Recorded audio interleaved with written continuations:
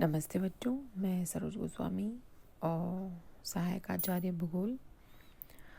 आज का हमारा जो टॉपिक है वो भारत की मानसून की उत्पत्ति संबंधी संकल्पना के बारे में हम अध्ययन कर रहे हैं। मैंने पहले अपने वीडियो में तापीय संकल्पना के बारे में आपको बताया था, जो कि शास्त्रीय संकल्पना थी, पुरानी संकल्पना थी। आज मैं आपको गतिक संकल्पना के बारे में बताऊंगी।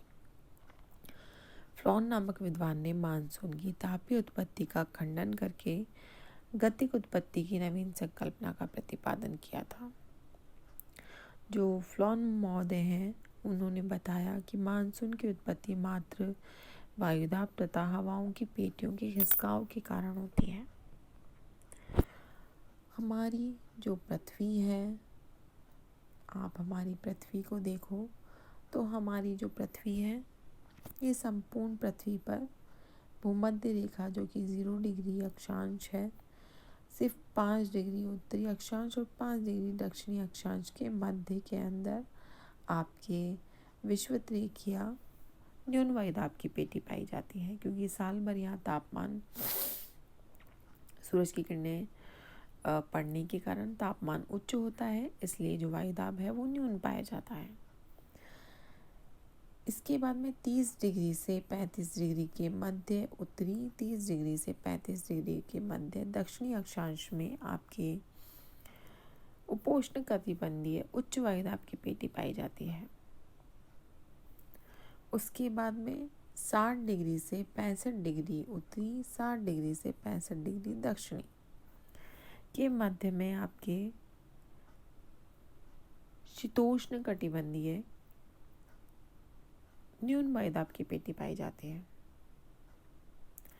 उसके पश्चात 90 डिग्री उत्तरी और 90 डिग्री दक्षिणी के मध्य आसपास आपके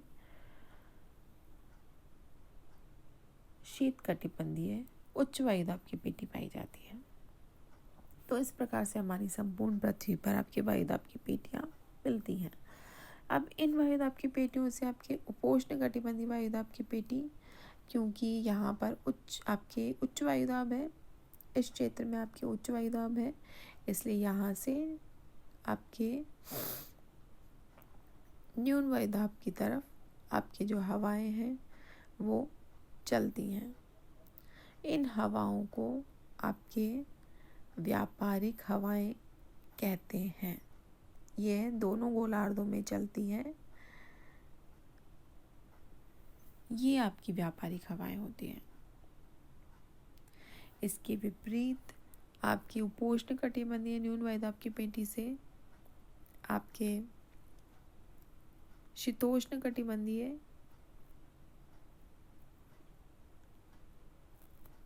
क्षेत्र की तरफ आपके हवाएं चलती हैं। इनको पछवा हवाओं के नाम से जाना जाता है। इसके पश्चात आपके शीत कटिबंधीय क्षेत्र से उपोष्ण कटिबंधीय शीतोष्ण कटिबंधीय न्यून वायुदाब केंद्र की तरफ जो हवाएं चलती हैं, इनको आपके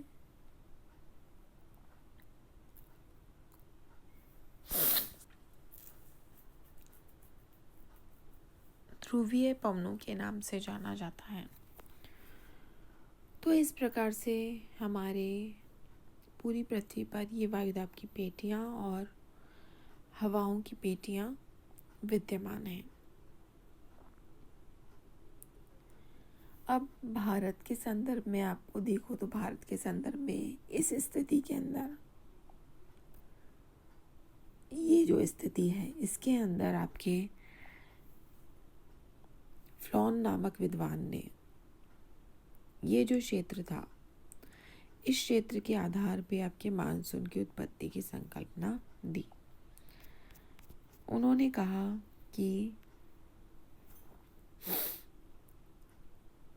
भूमध्य रेखा के पास में, ये आपकी जो भूमध्य रेखा है, इसके पास में 0 डिग्री अक्षांश रेखा जो है, इसके पास में व्यापारिक पवनों के मिलने से एक अभिसरण का आविर्भाव होता है। क्योंकि इसकी उत्तरी दिशा की ओर से भी उत्तरी पूर्वी व्यापारिक हवाएं और दक्षिण की ओर से भी दक्षिणी पूर्वी व्यापारिक हवाएं प्रवाहित हो रही हैं। तो इस अभिसरण क्षेत्र को उन्होंने ITC इंटर ट्रॉपिकल कन्वर्जेंस के नाम से जाना। ITC के मध्य में का जो क्षेत्र है उसे उन्होंने डोलडम की संज्ञा दी, जहाँ पर कि ये वाला जो संपूर्ण क्षेत्र है उसको उन्होंने क्या कहा, डोलडम का क्षेत्र। ये जो डोलडम वाला क्षेत्र है इसमें विषुवत रेखीय पछुआ हवाएं प्रवाहित होती हैं, जो कि आपके इस प्रकार से चलती हैं। और ये मैंने आपको बताया था, ये दोनों तरफ चलती हैं, आपके 0 डिग्री से 5 डिग्री उत्तरी और 5 डिग्री दक्षिणी अक्षांश के मध्य में प्रवाहित होती हैं।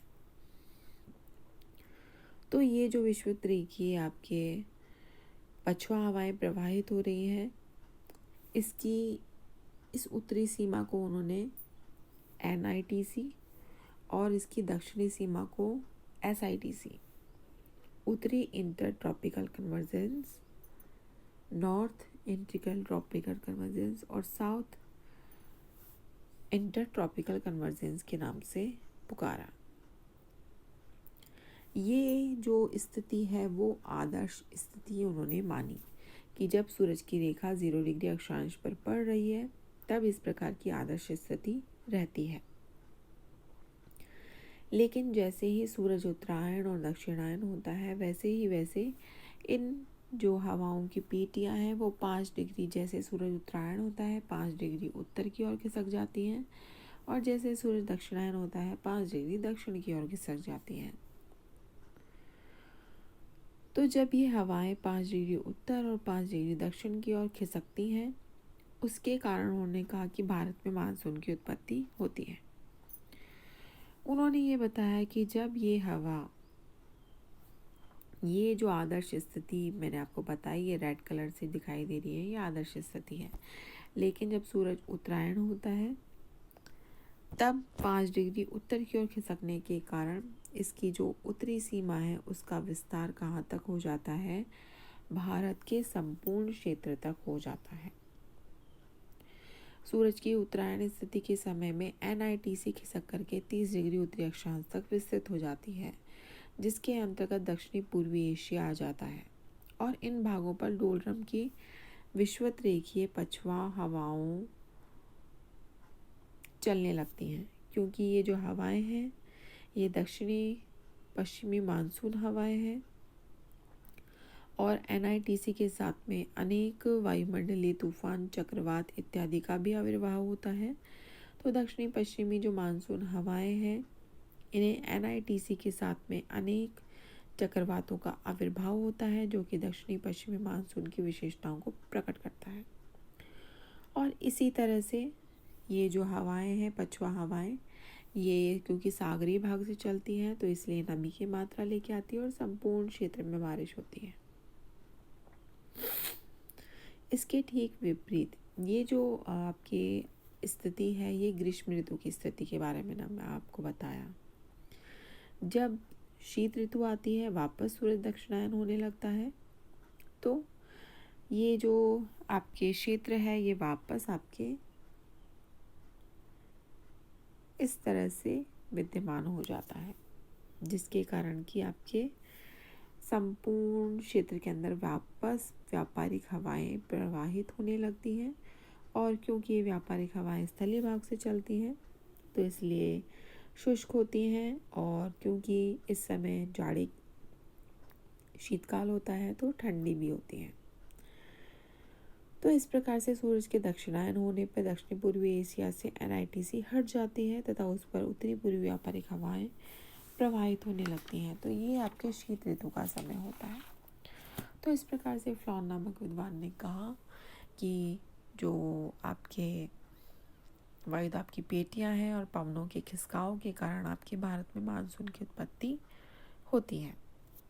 धन्यवाद।